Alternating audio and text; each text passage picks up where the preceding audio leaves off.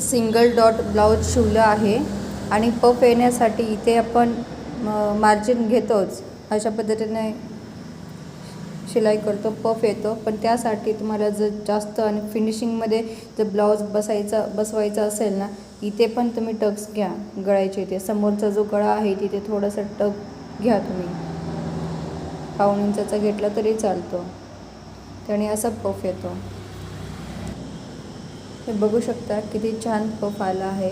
इथे छोटा डॉट घेतला आहे, किती छान पफ आला आहे.